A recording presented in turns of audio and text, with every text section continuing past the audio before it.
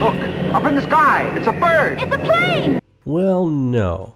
It's actually an early test flight of one of the most creative and groundbreaking rocket systems ever seen, the amazing SpaceX Starship.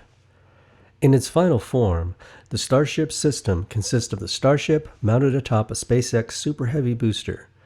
In this planned configuration, the resulting rocket will stand 390 feet tall and weigh in at an incredible 11 million pounds.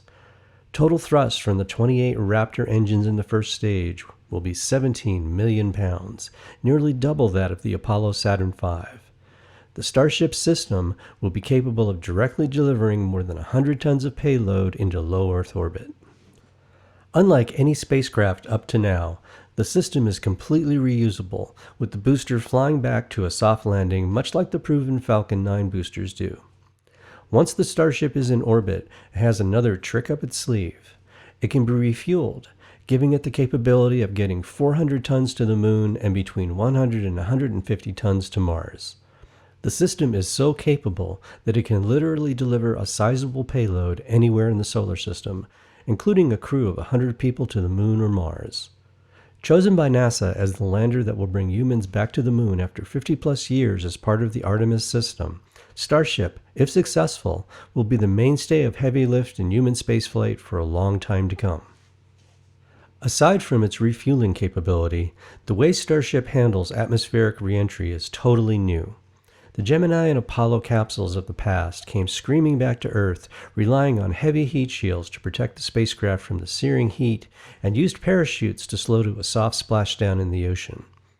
The more recent Space Shuttle used lighter silica tiles for heat protection and flew like an airplane to shed speed and land on a runway.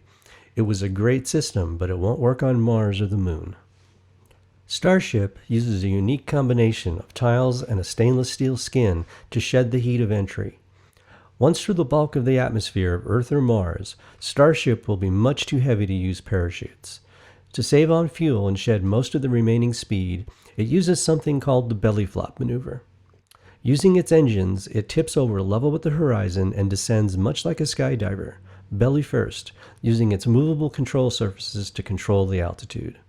This lets the atmosphere do all the work by maximizing drag until it reaches terminal velocity, which is about 200 miles per hour for Earth. At the very last moment, the Starship flips back to vertical so it can use its engines for a soft touchdown. In the thin atmosphere of Mars, it will only slow to 1,500 miles per hour, so it will have to depend more on its engines to shed velocity for the final descent and landing. Of course, on airless worlds like the Moon, deorbit and landing must depend entirely on the engines. The beauty of the concept is Starship can handle both atmospheric and non-atmospheric landings, a capability we have never seen before with any spacecraft. If it all works, not only will we have the key that unlocks mad access to the solar system, we'll also have a system that might revolutionize long-distance travel right here on Earth.